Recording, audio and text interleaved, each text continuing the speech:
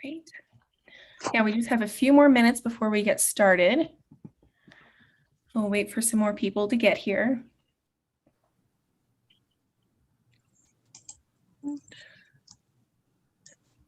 Great. Yeah, we just have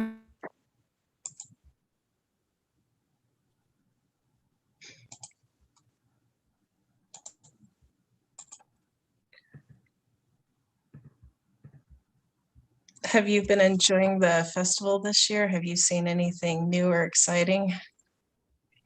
this was my first year actually getting to go to the keynote. Oh, And that was really cool for me. Yeah. My husband, like I mentioned, he works at NAU in the auditoria. So I go to quite a few events there, but I never have someone to sit with me. But this year I knew some people and it was a really good keynote. So I was glad I was able to do that. That's wonderful. Is my PowerPoint up and running correctly? Can you see it? Okay. Yeah, it looks good. All right. Well, it looks like we're about to 4 o'clock. So yeah. Okay, well, I'll get started then. Got about 26 people here with us. That's exciting. We're going to do a little housekeeping before we get into the presentation today. First, I want to say thank you for attending. This is the Science of Childhood Trauma, What We Know, Why We Care, and What We Can Do webinar. My name is Helena Murray. I'm a Flagstaff Festival Science board member, and joining me today are Eliana Varela, also a board member of the Festival of Science, and Virginia Watahomigie, who is our board president, and she is here to present for us today. So prior to beginning, I would like you all to know that the festival is live streaming this webinar to YouTube, and only the hosts and panelists will be visible or heard during this simulcast. This event is part of our 32nd Flagstaff Festival of Science, which we like to hail as the 10 best days of the year. And our mission is to connect and inspire the citizens of Northern Arizona, particularly youth, with the wonders of science and the joy of scientific discovery. Your participation and support are vital to our shared success, and all of these festival events are free thanks to our generous sponsors and donors. If you're interested in supporting our work, please go to scifest.org and click donate. This webinar is one out of nearly 100 events during the festival, and you can find a full list of those events at scifest.org. Some of the events require pre-ordered tickets, and all of our webinars offer the ability to pre-register for admission. So the festival's Eventbrite page is flagscifest.eventbrite.com, and it has all the webinar registration links and many of the tickets for events that require reservation. So on the festival's webpage, in addition to finding a list of events, there's a link to the festival's YouTube page where you can find recorded versions of the webinars and talks from this year's festival and previous festivals. Links to the festival's website and Eventbrite page can be found in the chat. One other way to support the festival is to take a 5-minute survey after the completion of this webinar and any other events you participate in. That data is very helpful for the board to improve, as well as a great source of data for our grant applications. The link for that will also be in the chat. It's important to note that one survey respondent will win a pair of Apple AirPods after the completion of the festival, so get your surveys in. During the presentation, please type your questions in the Q&A box. If you see a question you like, you can upvote it. And due to possible time constraints, we may prioritize those questions that have upvotes. If you have any technical problems, please communicate in the chat box and not the Q&A box. Okay, that's all the housekeeping stuff. Thank you for waiting through all of that. I know we're all excited to get going, so let's begin. I'm going to introduce our speaker today. Her name is Virginia Watahomigie. She has worked in the trauma and prevention field for nearly 2 decades and is the executive director of the Coconino Coalition for Children and Youth. She earned her bachelor's of science degree in psychology with a minor in family studies and a master's degree in administration from Northern Arizona University. She began her career in Southern Arizona for Arizona Children's Association in the residential treatment program and was ultimately the program director for the agency's foster care, therapeutic foster care, and ICPC programs across 5 counties. Virginia is also the board president for the Flagstaff Festival of Science and will be presenting the science of childhood trauma, what we know, why we care, and what we can do. And with that, I'll hand the reins over to Virginia. Thank you so much for presenting for us today, Virginia. Thank you so much, Elena. I really appreciate it. And I want to welcome everyone. I know that this happens to be scheduled on a Friday right at happy hour. And so because we believe so much in this information, we are doing a gift card drawing for folks who are able to stick through. And so be on the lookout. At the end of the presentation, our intern with the coalition, Nadia, will be looking at names and drawing randomly. If you get an email from Nadia, please reply with your address so we have somewhere to send the gift card. If you do not reply, we'll go ahead and go down to the next name on the list. But just as something extra to thank everyone, just because we believe in the importance of this information. As Helena said, my name is Virginia Watahomigie, and I'm the Executive Director of the Coconino Coalition for Children and Youth. And some of you on the presentation might be familiar with the coalition, and some of you might be brand new. But you can see our mission there, igniting collective action that creates better lives for children and families. And an interesting fact about us is we will actually be celebrating our 50th anniversary next year. So this is kind of a fun announcement that we're headed in that direction. So basically what we want to talk about today is some of the research that we know about how childhood trauma impacts folks, but more importantly, what we can do about it, both as individuals, as families, as community members, and as systems. So because this is the Science Festival, we definitely want to start out with the research. It may seem fairly common or fairly self-evident that experiences in early childhood will impact your health and possibly your life outcomes later in life in 2021. However, back in the 90s, when the Kaiser Permanente Adverse Childhood Experience Study came out, led by Dr. Felitti, it was actually groundbreaking research because for the first time, they really studied a wide range, a huge group of individuals, which is often discussed as being just a mainstream group of individuals. They weren't looking at one community or one type of individual, but really what they felt like was just a mainstream group of individuals. And they were really questioning them on two fronts. They were looking at all the health outcomes they had currently in their life. Do they have heart disease? Do they have cancer? Are they a smoker? But then they were also asking questions of what happened to you in your childhood, what things might have happened as you were growing up between 0 and 18 years of age. And a couple of things that really were groundbreaking in this is, one, they found that adverse childhood experiences are very common. They found, as you can see, 2/3 of the participants had at least one adverse childhood experience, and many of them reported much more than that. And the important thing that came out of this study was understanding that there was a relationship between the number of adverse childhood experiences that an individual has and the outcomes they're having later in life. So I just put a couple of things up there related to substance use, and you can see with 0 adverse childhood experiences, rates of smoking, alcohol, and drug use, and how those go up dramatically with 1 to 3 ACEs and really skyrocket at 7+ adverse childhood experiences. I happen to pick substance use because that is a need in our community, but you could see the same for heart disease, diabetes, all sorts of different health outcomes later in life. They were showing this direct relationship with it. I also put a couple more statistics here from the Arizona ACE Consortium, just showing Arizona numbers. It's really important to understand, being in the state of Arizona, that on average, individuals here have a much higher average of adverse childhood experiences than the national. So what were the 10 things that rose to the top in the 90s study?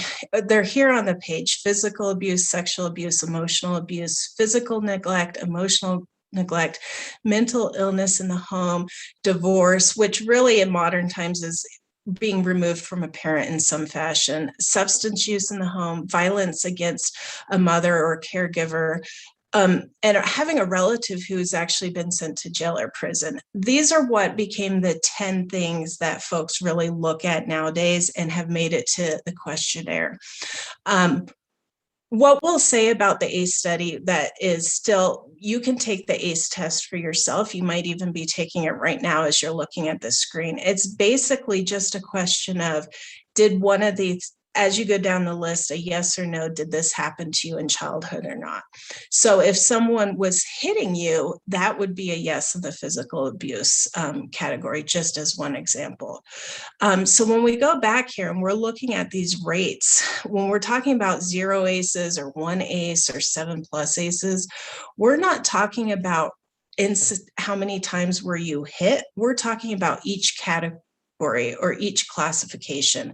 So if I had physical abuse, emotional neglect, which is, my family doesn't seem to like me or care about me, they're indifferent to me, but maybe I have physical abuse, emotional neglect, and one of my family members is using substances. That gives me an ACE score of 3 right there, because that's 3 events. Obviously, you could have an ACE score of 0 if nothing happened to you on this list, and you could have an ACE score of 10 if all of these happened to you. What we do know from doing these trainings across various different audiences is that ACE scores are really common in the community. It's really common for me and all of us here on this talk to have experienced one of these or more of these or multiple of these. And so what I really want to stress is, if this is the first time that you're hearing this information, please keep in mind that everything it's a risk factor. It's not a causation, as we talk about. So it doesn't mean you will be likely to have IV drug use, or that you will be likely to have heart disease and get sick from that. What we're just looking at is an increased risk. And so as folks are looking at this for themselves, I don't want you to feel overly stressed or fear-based, because as we'll talk about, there are many things that we can do to kind of mitigate some of this.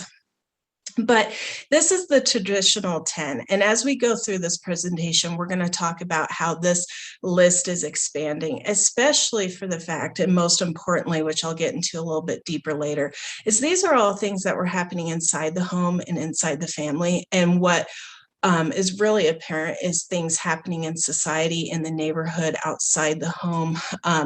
Those are very important for traumas. And so we're going to talk about those as well as we go forward. So this is the ACE pyramid. You can find this on the CDC website. And we're going to kind of run down some possible scenarios kind of from birth forward to kind of explain why ACEs are so important and why they can have such an impact on someone's life. For this presentation, I'm going to start right here with the adverse childhood experience section and leave off the bottom 2 rungs just for a minute, solely because those are new additions to the pyramid. And as we know, when new research hits the books, it takes a very long time for this information to trickle out. So over the decades, as this information is barely trickling out into first child welfare and behavioral health systems, and then into doctors' offices, and now hopefully into the wider community, as slowly as that information has been trickling out, it's been trickling out with the top sections of the pyramid, and not necessarily these bottom 2 sections need to catch up. So I want to get you caught up on where society's kind of at, and then really go into what we really need to pay attention to. So when we look at the starting section, so when a child is born, and we know from all the studies and research around brain development, how important those early experiences are for brain development. Really 90% of brain development is happening in the first 5 years for a baby and a young child. And it really is creating the structure and the framework in the brain for future potential, executive function later in life. Lots of important things are the groundwork and the tracks are being laid in early childhood for brain development. So when we think of healthy, optimal development, we have caregivers who are very nurturing, who are meeting the needs of the child. Everything that they're doing when they respond to a baby who's hungry and then feed them, if they give them comforting and safe touch, if they talk to them, sing to them, read them books, take them out on walks, every experience that's happening is helping to form that healthy biochemical responses in the body, healthy brain growth and development, and really healthy social relationships with the child. We're not talking about we need to buy special programs and get baby Einstein going or anything like that, but really healthy development is coming from all those caretaking activities. Caregivers are doing 24/7 to keep that baby safe, healthy, alive, and comforted. On the reverse side, if a baby is not getting that optimal care, one, that has the impact of missing out on all the good stuff. But if we also insert some sort of trauma or abuse in the home, then we start adding in, for example, let's say if there's neglect, maybe I just cry in my crib and there's no one there to get me or to feed me or to change me. My system starts forming up to that, to not expect to have anyone help me, to change me, to be in a state of trauma. When there's yelling and arguing and loud noises, my system is gearing up and kind of setting the tone to be in that state. When we look at human evolution, we know that we are all geared for a fight, flight, or freeze response. And when we look back, we can picture as a caveman walking out of our cave and there's a saber-toothed tiger there. And our bodies just immediately, without thinking, they shut down our digestion, they shut down our higher thinking. We're not trying to have a big steak meal. We're not trying to do our calculus. We only in that second need to be able to outrun that tiger, be able to fight it, or be able to find a hiding place and freeze. Those are the only things we need to do to stay alive. And so when we have children and really anyone who are living in these traumatic experiences, it's not that saber-toothed tiger that you might run into once in a lifetime or once every couple of years, but it is every day, day in, day out. The body is feeling like it's in a state of threat. And so we start having children missing out on some of maybe the positive neurodevelopment, and we start adding in the chemical responses of a system being under chronic stress. When we talk about chronic stress, it is really disrupted to the system because it's only meant to be a short-term run or flee thing, and we start having children being raised under these conditions. So as we go up the pyramid, we see that we have disrupted neurodevelopment. And when we're entering in those early years in school, maybe we're in an early childcare program, maybe we're entering in kindergarten, but we start entering into society. And maybe because we are geared a little bit more to fight or flight, and we've missed out on some socialization, and maybe we don't have positive experiences with individuals, maybe our behavior in that situation looks different than some of our peers who haven't gone through that. So inside our system, it's reacting as a safety, everything is a potential danger. Everyone that looks at me, every noise, the body's just triggering up fight or flight. But on the outside, to maybe the caregivers and the peers, it might look like I'm highly emotional. Maybe I'm really angry. Maybe I fight a lot. Maybe I'm hitting others. Maybe I have extreme tantrums. Maybe I'm not able to sit down and focus on the activity. Maybe I'm always up and running around, or maybe I'm even just shutting down and sitting in the corner by myself. So what is happening inside my system is my system's trying to figure out how to keep myself safe, but the peers and the caregivers around me are possibly punishing me. Maybe I'm not making friends because I'm different. Maybe I'm actually being expelled because I can't follow the rules in the program. Maybe my behaviors are being punished because it's being seen as I have an attitude problem or I'm not willing to follow the rules. And so then, that can lead us to this social and emotional and cognitive impairment. And then so we can imagine as kids go through their school years and they feel like they're labeled as the problem kid. They feel like they're the child who's always in trouble. They're the one that has a lot of problems making friends. And we kind of just continue to escalate these problems throughout school. It's also important to really think about, like we talked about with stress, if I'm constantly in a state of survival mode, I'm not learning. My brain needs to be able to be calm and present, have my system feel safe to be able to sit down and figure out, okay, how do I do this algebra problem? So there's a lot of issues that can go on to not understanding the behaviors we're seeing early in life, and then taking a child, and it's not just in school. You can picture this at going to friends' houses, trying to be on the soccer team, playing outside in the neighborhood. We as society can end up in a bunch of different facets, punishing children for the trauma that they've experienced. So by the time we get in maybe to middle school and high school years, maybe we start adopting risky behavior. Maybe we start hanging out with folks that don't have our best interest at heart. Maybe we start drinking and smoking. Maybe we're doing risky jump off a building type thing because it's funny and I was dared. So we can imagine then how this type of behavior could lead to later on, maybe being unsheltered, having trouble finding work, not completing school, maybe mental and physical health concerns that are popping up in my life. And that's why it could actually lead to early death, some of these things. So this is just one pathway and just one example of how a visual, so to speak, of how the pyramid works and why each level of intervention is so important.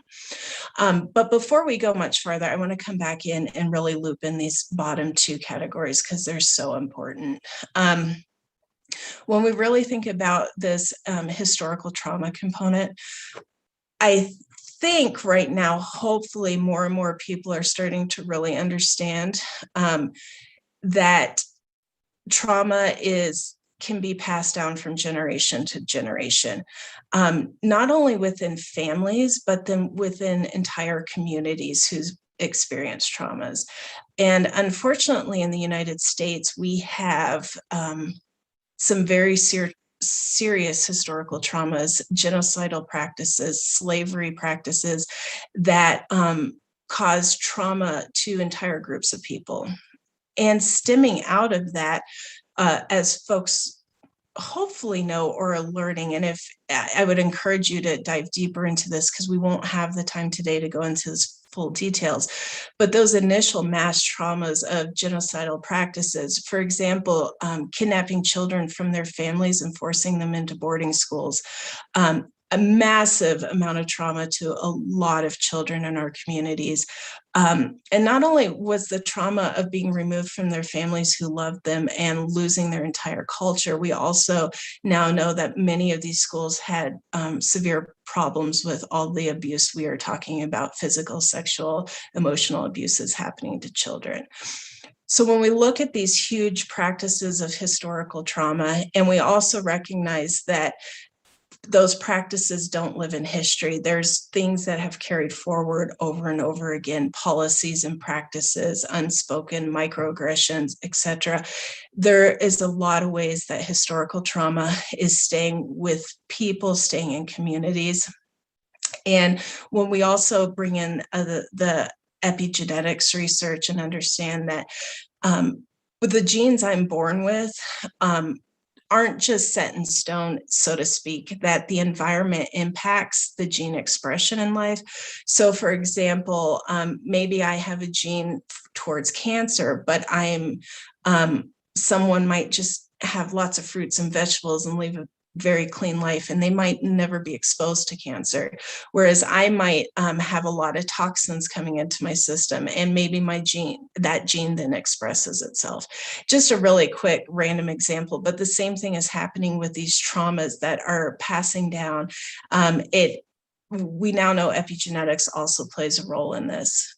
And then when we look at the social conditions that individuals are born in, so if we picture two kids that are born with very similar, maybe they both have an exact same ACE score of the exact same physical abuse and sexual abuse, but they're born into two different neighborhoods. One happens to be a neighborhood that is not well resourced, and one happens to be a very wealthy neighborhood. We can picture as we go up through the pyramid that maybe in the well resourced neighborhood, maybe teachers have more supports in the classroom. Maybe the school is very well resourced to have professional development, to recognize where adverse childhood experiences are playing a role, to have support in there to help sit with kids and create corners and have after school programs, corners for safety, mindfulness practices. We won't go into that much, but just there's lots of ways we can create safe classrooms and make kids feel well, but we need resources for that. Whereas you imagine the child that might be in the impoverished neighborhood, their school might just be barely getting by. They might have a huge turnover of staff. They might have overwhelmed staff. And so they're getting very different experiences when they go into the school system. From the community side, after school programs and parks and rec and all those things might be very different in a well-resourced neighborhood versus an impoverished neighborhood. How many parents have some freedom outside of work to take on neighborhood kids and do hikes outside and really welcome kids into their neighborhood? That could vary by neighborhood. We can also think in neighborhoods where there's a lot of violence in the neighborhood or racism that folks are experiencing. The social conditions that kids are being born into can definitely impact this entire pyramid and make very different outcomes. One thing that's a really good example of this to note is that the research has been really clear that BIPOC children are much more likely to be suspended or expelled from school for the exact same behaviors as their white peers who don't get suspended or expelled. And so you can imagine the impact of being suspended or expelled even as early as pre-K programs, much less throughout the school program. So why I talk about this so in depth in a talk like this is because it's really common when we start talking about, oh, so-and-so had a bad childhood or I had a bad childhood, we start trying to compare each other's stories. Well, why can't you pull your act together? I didn't have it easy, and look, I'm doing fine. We can create a lot of judgment around that, and we can really have opinions about how other folks have turned out.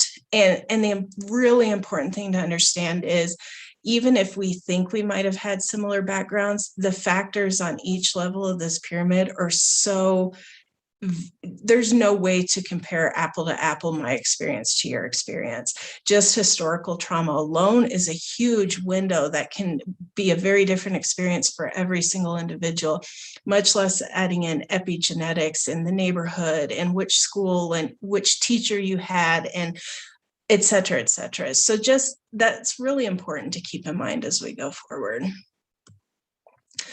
So while we're talking about all of the negative things that can happen to children and kind of how our communities oftentimes are perpetuating trauma, I really want to take a focus on protective factors. And the best way I think I can do that is to show this quick video because I think it does a really good job of summing this up.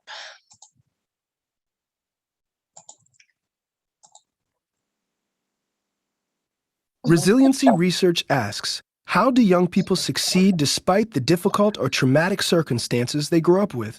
How do they beat the odds? Resiliency has been defined as the capacity to rebound and successfully adapt in the face of adversity. The concept of resiliency can be used to refer to individuals as well as systems, such as families and schools. Resiliency research is foundational for the field of positive youth development. There are a number of important factors that are likely to influence developmental outcomes. Risk factors are elements that make negative developmental outcomes more likely. Protective factors are elements that moderate or buffer against adversity, reducing the likelihood of negative outcomes. Resiliency researchers focus on the power of protective factors. Investigators Emmy Werner and Ruth Smith conducted a classic resiliency study. They followed hundreds of babies born in 1955. They selected one of the islands of Hawaii for the study, not because it was a beautiful place to spend time, but because families there were not very mobile, and thus the children were easier to follow as they grew to adulthood. Werner and Smith observed and interviewed the cohort at regular intervals for 40 years. They did not offer any intervention. Early in the study, Werner and Smith established that 1/3 of the cohort faced at least 4 of the common risk factors for children before age 2. This was the high-risk group that much of their work focused on. Here's what Werner and Smith observed. By their late teens, 2/3 of the young people in the high-risk group were not doing as well as their peers. They experienced challenging outcomes such as teen pregnancy, violence, and mental health problems. However, the researchers discovered that 1/3 of the high-risk group did fine despite their difficult life circumstances. This resilient group seemed to be able to handle the dangers and risks they were facing. What's more, by their early 30s, the majority of the high-risk group had bounced back. They were married or in significant relationships. They had children and jobs. How did they overcome the challenges of their childhood? Comparing those who did well despite several risk factors to those who did not, Werner and Smith identified individual and environmental protective factors. These findings are also supported by studies of other populations. Let's start with examples of individual factors. Social competence was noted among youth who bounced back. Social competence refers to the ability to reach out, attract, and connect to people. As you may know from your own experience, young people with strong social skills do manage to create a support network for themselves.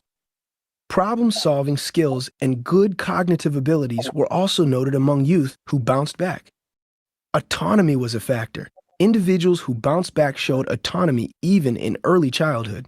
They tended to be self-reliant and willing to explore new things. By adolescence, they were likely to believe in their own capacity for accomplishment and see themselves as responsible for their own lives. They also had a sense of purpose and optimism, believing that the future was bright.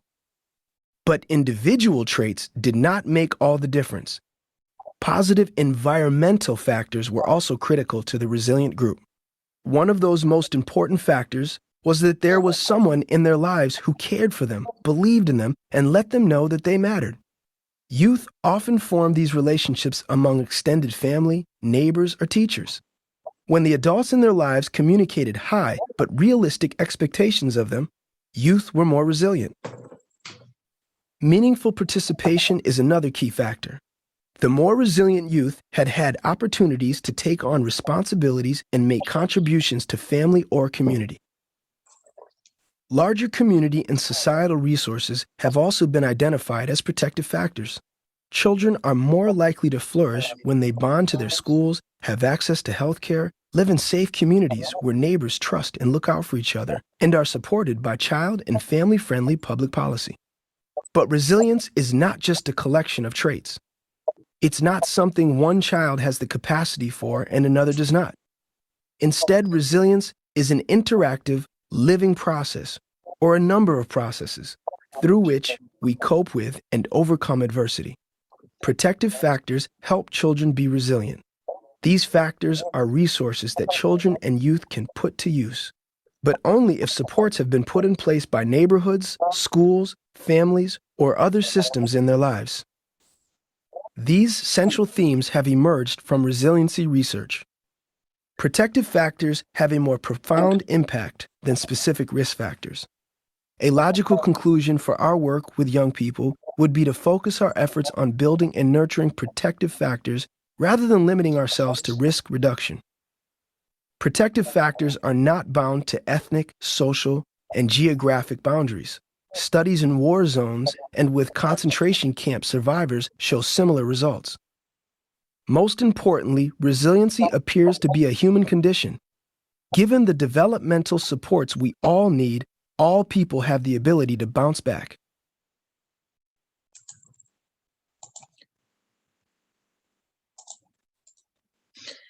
And so what I think is really important in that is to make sure we're holding a lot of hope for positive outcomes, but even more importantly, that we're holding some responsibility within ourselves and our sphere of influence, because we all have a role that we could potentially play that's making a difference in a young person's life. I think sometimes when we talk about resilience or resiliency, it can accidentally be framed up as,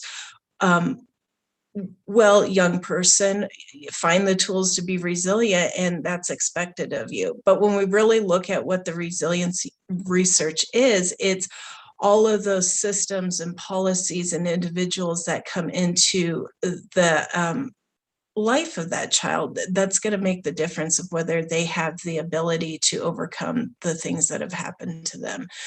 So it really starts putting a big exclamation point for all of us on the importance of the individual choices that we are making. I just wanted to put a quick slide in here if we're questioning if this is important for Coconino County in Northern Arizona. It absolutely is. From the studies, it looks like we have over 1,200 children in our county with 5 or more ACEs. The county health assessment is reporting that between 2014 and 2018, alcohol killed 89% more of our residents than motor vehicle accidents. And we know, all of us know how high up the scale motor vehicle accidents are nationwide as a cause of death. And when we look at the research, we understand the role trauma has in substance use. So this is a really huge, important statistic for us to look at. And then from the Arizona Youth Survey, 56.3% of 8th graders reported witnessing another punched, kicked, choked, or beaten. I will say with that stat, the Arizona Youth Survey is a really great tool, but in that particular survey, there was low response rate in Coconino County. So it's possible that number is actually higher or lower, but it's still quite a shocking number when we know the effect trauma has on kids. So kind of as we start closing out, it's really what should I do and how can I help?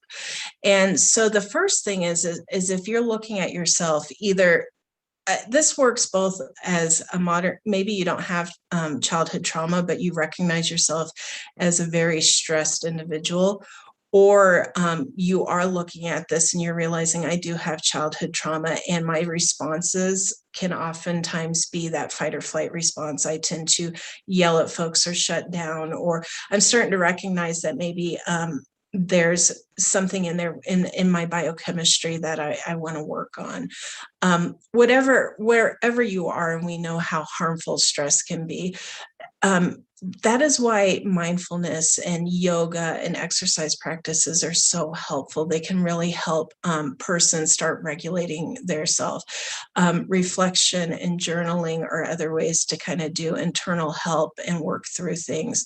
And of course, if need be, seeking out professional help. I think we really need to normalize seeing a counselor, having someone to talk to. When we know how impactful these early childhood experiences are, it's really important to normalize help-seeking behavior and really getting support. This is important for 2 reasons. One, for quality of life for the individual to start turning the corner to not have the negative impacts that we talked about. But also, if we're parents or caregivers or we're interacting with others, we want to make sure that we're showing up as our best selves, because we don't want to perpetuate. Say, for example, if I tend to go into fight or flight response and I have a child of my own who has a need, they're crying, they're having a tantrum. My best way to protect that child and make sure they have an optimal experience is to make sure that I can control my own biochemistry so that I'm able to respond from a really positive place for that child. But it's also in how we treat all people, and that kind of why I put that middle picture in there. It's not just for us parents who are raising children, but this is also how we're interacting as a society. It goes without saying that we're in a global pandemic, and the stress that has been added into every single person's life right now has been unprecedented. we look at that, and we also know that depending on how well resourced you were or the privileges that any of us might have had, we might have had an easier time with this than other folks who might really be struggling right now. The point of it is we don't know what's going on with everyone around us, but what we can do is change how we show up for others. An example I alluded to earlier is when we see folks in trauma, maybe they're unsheltered, maybe they're asking for help on the street corner. At a bare minimum, we can send them silent love or wish them well or tell them hi, have a good day. We can treat others as humans and stop with judging or assuming that they should have done better with their life at a bare minimum. But we can also, we're having interactions as society right now, whether it's in the store or traffic, everyone's very elevated into a fight or flight response right now. So the more that I'm controlling my biology and recognizing that my peers out in the community are stressed, it can help change and de-escalate the situations we're finding ourselves in, which will be better for the community. And then lastly, when we start, I barely scratched the surface of some of the research that has been done and the assets and protective factors for kids and community action and all that. As we start diving, I implore folks to read more, to learn more, and then to also have that impact your actions. So maybe you take a different stance with the way you raise your child or the way you interact with your child's friends, or maybe it impacts the way you're thinking about policy and voting in your community. The important thing is that we really need to understand how this science has not just a profound impact for us as individuals, and not just for, it's not enough that, oh, my child and my family is doing well anymore, because the cost to society, when we look at these horrible things that have happened to children, families, communities, are cycling out year after year. And if we're not healing, this is where our greatest social needs come into play later in life, whether it's through juvenile justice or criminal justice or death by suicide in our community. We have really high needs in all of these, and we need to start changing now how we treat our children and our families. I obviously really want to thank the Flagstaff Festival of Science and all the supporters who make this reach into the community possible. There was 100 events this year, still more going on later tonight and through the weekend. I hope you'll make sure to be participating, but huge thank you to all the volunteers and sponsors that make this possible. And I just really want to point out, if this has moved you in some way to want to learn more or get involved in some fashion, or just even if you're not at the stage of, I'm going to change policy in my community, you can find prevention work on our website, cookaninukids.org, links to different frameworks. The 40 developmental assets is a really well-researched thing as an example. Self-healing communities is another one, strengthening families, protective factors. There's lots of things. We have webinars, readings, links to research that really can help continue the education process, because today was just a starting point. And of course, if this is bringing up anything for you, whether it's from your own childhood or you're thinking of those connected to you, remember that our community does have a crisis response network, and there's the phone number there. It's a 24/7 crisis line. So if you or someone you love is having some sort of mental health or behavioral health concern, you can always call that number and get help when you need it. And so, Helena, do we have any questions that you want to run by me before we end? We have two, I see. The first one says ACEs are correlated with poor health outcomes, and most of the 10 original ACEs are associated with unsupportive and harmful parenting. This suggests that the most important takeaway from the ACE study is that many ACEs can be prevented with public health approach parenting education, perhaps national parenting education campaigns akin to the smoking and seatbelt campaigns of the past, perhaps national multimedia messaging that teaches parenting behaviors and practices generally recognized as supporting the healthy development of children. Do you agree, disagree? What are your thoughts? I do agree. I strongly agree. And we do have efforts. One of our contracts is a child abuse prevention contract here in Arizona, and there are child abuse prevention councils throughout the state. We're just one of them that is trying to get this information out in the community for that exact reason. So there's definitely statewide initiatives. I would also say First Things First, which is another state organization funded by tobacco tax, is really also trying to give a lot of information about parenting in those early years, that 90% brain development that I talked about, healthy parenting. So there's definitely a lot of strong initiatives out there.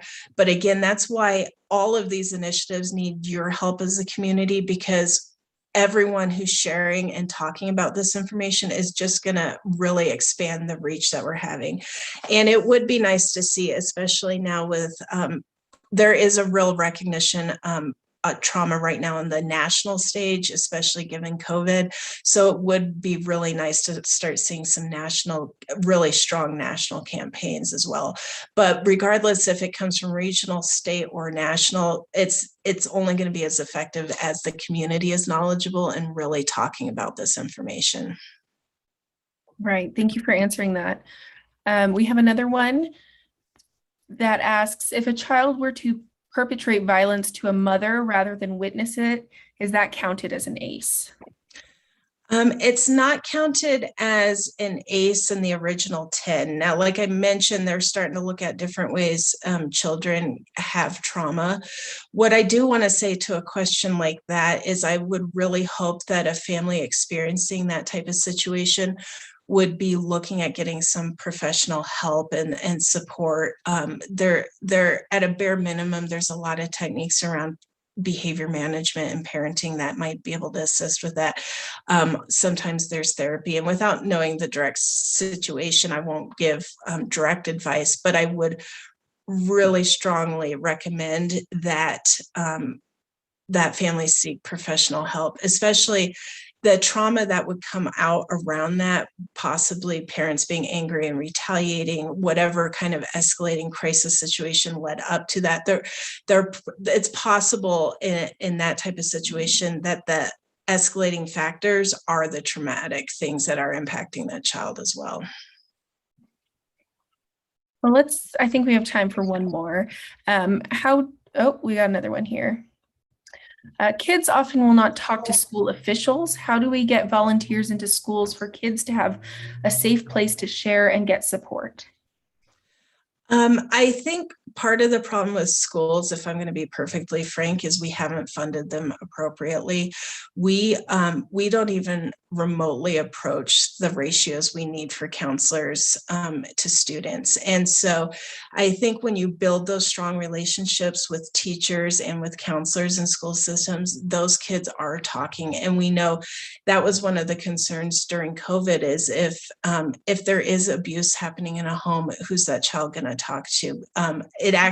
Children are talking to their teachers and their counselors. But what we need to do as a society, if we're really serious about this, is we need to make sure that we're really resourced. I think the latest stats, sometimes in Arizona, it's not an exact quote, but around 900 or so students per one counselor in school systems.